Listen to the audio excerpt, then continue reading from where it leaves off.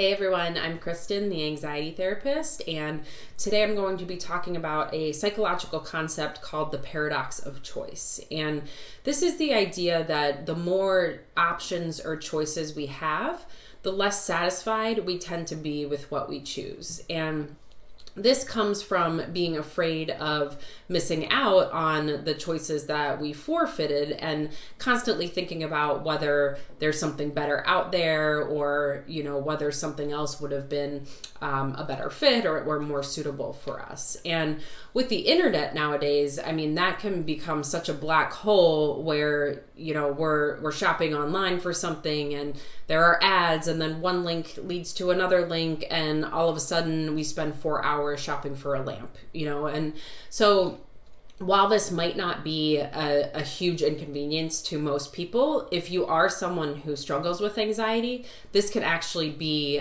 quite impactful for you, because chances are your anxiety is driving you to want certainty and perfection and success and sort of identifying what the right choice is. And the reality is that a lot of times it's just based on preference, and there is no right or wrong choice, and there's no way to know what choice is going to be better than the other. So what happens is that we sort of end up with either decision paralysis, where we get so overwhelmed by all of our options that we can't make a decision at all, right? We get paralyzed.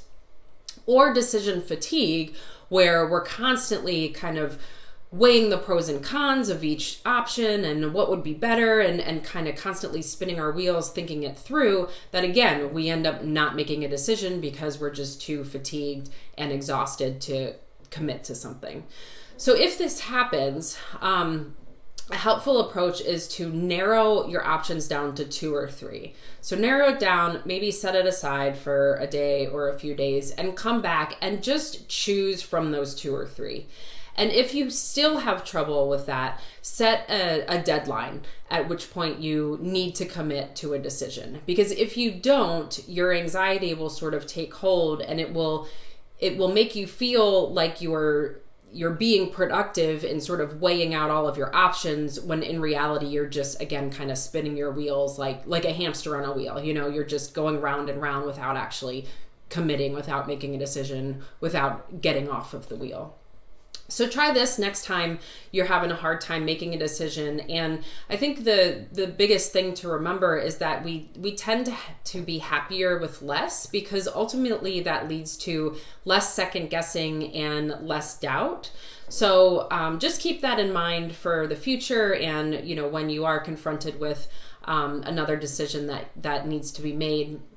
I wanted to do a video on this topic today, because I actually just had a client that I saw this morning who was picking out the seating place cards for her wedding, and was telling me that she could not make a decision, and she was kind of between these two and got so hung up on what type of script it was, and ultimately just kind of had to pull the trigger and commit to something, but it was plaguing her, and she's someone who struggles with anxiety, and ultimately doesn't really matter, right? Her guests are not going to care about what type of writing is on her place cards, but it's just an example of how these things can just consume more time and energy and attention for those of us who struggle with anxiety than for those who don't.